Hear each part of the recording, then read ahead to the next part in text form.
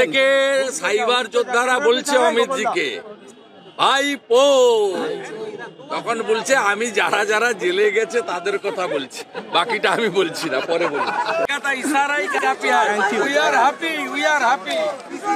আমাদের নেতা ভালো কথা বলে থেকে সাইবার যোদ্ধারা বলছে অমিতজিকে ভাইপো, তখন বলছে আমি যারা যারা জেলে গেছে তাদের কথা বলছি, বাকিটা আমি বলছি না, পরে বলছি। একটা পাকিস্তানের রিপোর্টারকে এনে বলেছিলেন बेतिया बुरुज और इकबालपुर देखिए, यहाँ भी एक छोटा पाकिस्तान है। और सम्प्रति संख्यालघु अधिकार दिवसे বলেছেন পশ্চিম বাংলায় কিছুদিনের মধ্যে 50% লোক উর্দুতে কথা বলবে।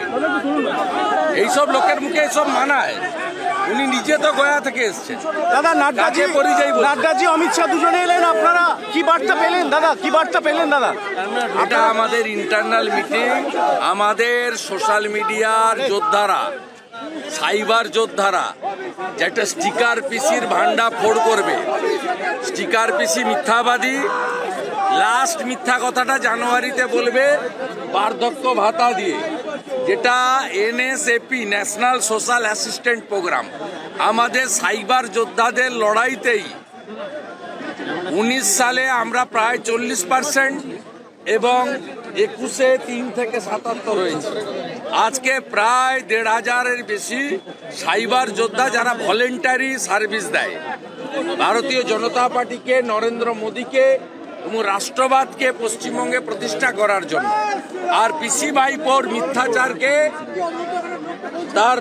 মিথ্যাচারকে শেষ করার জন্য, পর্দা ফাঁস করার জন্য তাদেরকে এনকারেজ করে গেলেন আমাদের জগৎ প্রকাশ নাড্ডাজি এবং আমাদের সকলের হৃদয়ের নেতা, যিনি এক দেশ এক বিধান এক নিশান 370(35)A সরিয়েছেন, শেষ কাজটা করেছেন ন্যায় সংহিতা বিল এনে। তার বক্তব্য শুনে আমরা নতুন করে উদ্বুদ্ধ হলাম, এনকারেজ হলাম। তিনি কিছু স্লোগানও আমাদের দিয়েছেন। আগলি বার আমরা বলেছি মোদী সরকার। তিনি জিজ্ঞেস করেছেন সবচেয়ে বড়িয়া ভ্রষ্টাচারী কোন হ্যায়, আমরা বলেছি চোর মমতা, চোর মমতা। তিনি বলেছেন হীরক রাজা ছিল, সত্যজিৎ রায় বেঁচে থাকলে হীরক রানী লিখতেন আরেকটা, আমরা বলেছি হীরক রানী বাই বাই। দাদা রাম মন্দিরের প্রতিষ্ঠা দিবসে সেদিন উপস্থিত থাকবেন না সীতারাম ইয়েচুরি বলেছেন এটা স্টেট স্পন্সর একটা ঘটনা, এটা কি আপনি কিভাবে দেখছেন? এদের হেডকোয়ার্টার হচ্ছে চীন। এরা ভারত এবং চীনের যুদ্ধের সময় চীনের পক্ষ নিয়েছিল। এদের বাবা খুড়া জ্যাঠারা সব চীনে থাকে। সেই জন্য দেশের সংস্কৃতির যে জাগরণ, সেই জাগরণ থেকে এদের দূরে থাকা স্বাভাবিক। কারণ এরা ভারতবর্ষের স্বাধীনতা মানে না, বন্দে মাতরমকে ঘৃণা করে, ভারতবর্ষের যে সাত্বিকতা তাকে অস্বীকার করে। এরা নাস্তিক এবং এদের বাপ ঠাকুরদা খুড়া জ্যাঠা সব এদের মালিক হচ্ছে চীন।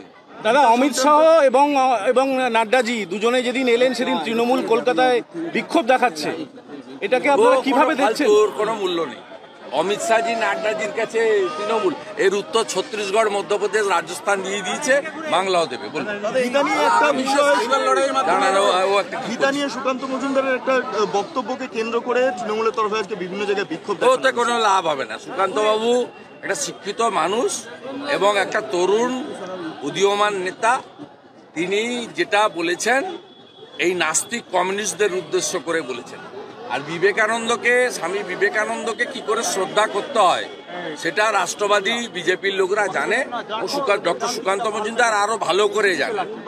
সুকান্ত মজুমদারের কথাকে বিকৃত করে এই ধরনের কথাবার্তা, এগুলো কোনো লাভ হবে না। এই কিছুদিন আগে আমার একটা কথা নিয়েও তৃণমূলের সোশ্যাল মিডিয়া মিমিক্রি করেছিল।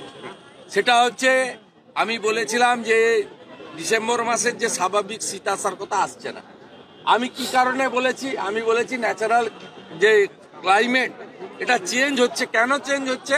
তার কারণ তৃণমূল কংগ্রেস অরণ্যকে ধ্বংস করছে, সবুজকে ধ্বংস করছে আর পুকুর বুঝাচ্ছে। এই শহরে যেখানে আমরা দাঁড়িয়ে আছি 5000 বড় পুকুর বুঝিয়ে হাট বাড়ি অট্টালিকা তৈরি করেছে।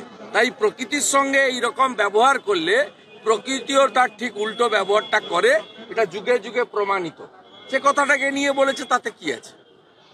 সুকান্ত মজুমদার মহোদয়ের কাছে তৃণমূলের অশিক্ষিতদের কাছ থেকে জ্ঞান নেওয়ার দরকার নেই।